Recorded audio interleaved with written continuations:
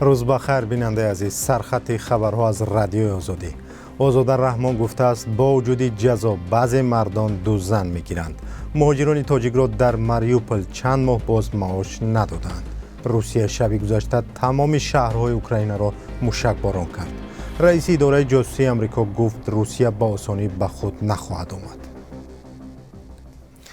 آزاده رحمان رئیس دستگاه ریاست جمهوری اعتراف کرده است که با وجود منع بسیار زنی در تاجیکستان دو زنگی و بسیار زنی به نظر می رسد. او در یک مقاله تحلیلی درباره سیاست دولت درباره حقوق و آزادی های زنان نوشته است ناوابسته از جنایت بودن دو زنگی یا بسیار زنی، یعنی همزیستی با دو و یا زیاده زنان، با پیش بردن خواجگی عمومی تا حال در جمهوری دلیل های دو زنگی یا بسیار زنی به نظر می رسند.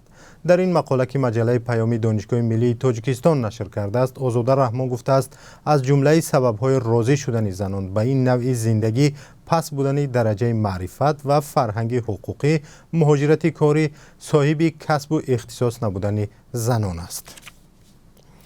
در تاجیکستان بر طبق آمار وزارت عدلیه 222 نفر را از سال 2020 تا نیمه سال 2022 برای ازدواج با دو زن و یا حتی بیشتر از آن جزا دادند.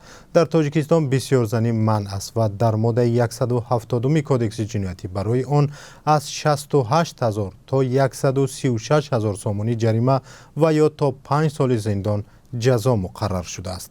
آزاده رحمان که دکترانت کافدرای نظریه و تاریخ دولت و حقوق دانشگاه ملی بوده است، در این مقاله گفته است حکومت تاجیکستان بالا بردن مقام زن در جامعه را از اول در محور سیاست دولتی خود قرار داده است و از اینجاست که در تاجیکستان موقع زن بلند گردیده آنها در حیات سیاسی و اداره دولتی فعالانه شرکت می‌ورزند. گروهی از مهاجران تاجیک شکایت دارند که بیش از 2 ماه باز در ماریوپل اوکراین که از جانب روسیه اشغال شده است معاش خود را نگرفتند. اکثر این مهاجران ماه اکتبر و نوامبر سال گذشته سفرور شدند. روسیه برای بازسازی این شهر اشغالی هزاران مهاجر را با وعده پرداخت معاش خوب به کار جلب کرده است. مهاجران میگویند چند ماه اخیر سال گذشته با آنها پول کم دادند ولی 2 ماه گذشته اصلاً پول نگرفتند. آنها بیناهای خراب شده را بازسازی میکنند. همین خانه‌های سوختگی همین جورا ما کار میکردیم. همین جای کارهای ما. سفر علی یکی از این مهاجران روز 9 مارس گفت تاکنون 300 مهاجر تاجیک معاش خود را نگرفتند. با این گروه مهاجران وعده کرده بودند که برای هر ماه تا 120,000 روبل معاش خواهند گرفت، ولی سفر علی و همراهانش گفتند در ماه‌های اول حتی نصف آن معاش وعدگی را نگرفتند. روسیه ماه می سال 2022 پس از جنگ‌های سخت شهر بندری ماریوپل اوکراین را غصب کرد. حالا روسیه با جلب مهاجران می‌خواهد آن را بازسازی کند. شب 8 و صبح 9 مارس روسیه شهرهای اوکراین را موشکباران کرد. مقامات لوو شهر در مرز پولش خبر دادند که در این حمله ها 5 نفر کشته شدند. با گفته مقامات در ولایت دونتسک و دنیپروپترووسک 2 نفر کشته شدند. مقامات اوکراین گفتند که روسیه دوام 6 ساعت طریق موشک‌های بالدار و بالستیکی و پهپادهای ایرانی 81 حمله انجام داده است. حمله ها در ولایت خارکوف و شهر کیف پایتخت اوکراین نیز خرابی ها بر جای گذاشتند. وزارت دفاع روسیه هنوز درباره این حمله ها خبری نداده است ولی همیشه حمله به محله های اهالی‌نشین را رد کرده است.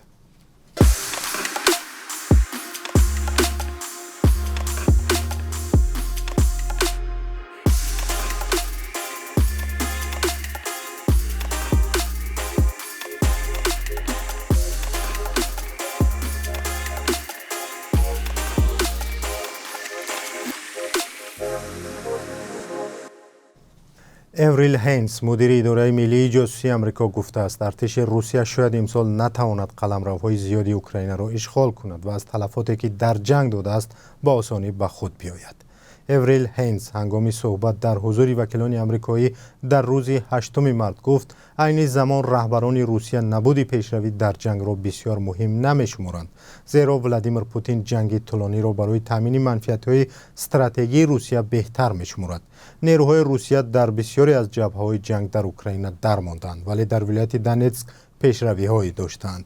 بنا به ارزیابی اداره‌های اطلاعاتی آمریکا، در صورت شکست جدی روسیه در جنگ اوکراین ممکن است پایه‌های حکومت رئیس جمهور ولادیمیر پوتین لرزانک شود.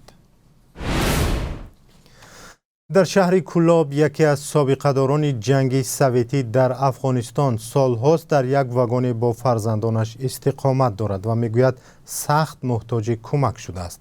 قوت زایروف واگن استقامتی را سال 1994 به دهه تبلای آورده است و از آن زمان تا کنون در همین جا با اهل عائله‌اش زندگی می‌کند. در همین گونه شرایط سخت یکی از دخترانش را نگه می‌دارد که بیماری بستری است. میگوید که بارها به مقامات برای کمک مراجعت کرده است و یاری اندکی گرفته است.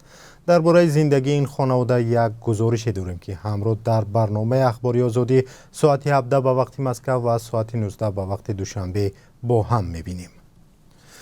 و بانک ملی تاجیکستان برای روز 9 مارس قربی 1000 روبل روسی را 144 سومانی، 1 دلار آمریکایی را 10 سومانی و 91 درهم و 1 یورو را 11 سومانی و 64 درهم مقرر کرده است. قرب اسعار در بانک‌های تجارتی فرق می‌کند و ممکن است پول شما را با قرب دیگری عوض کنند. سرخط خبرها با پایان رسید. شما را ساعت 19 به وقت دوشنبه و ساعت 17 به وقت مسکو در برنامه اخباری آزادی انتظاریم.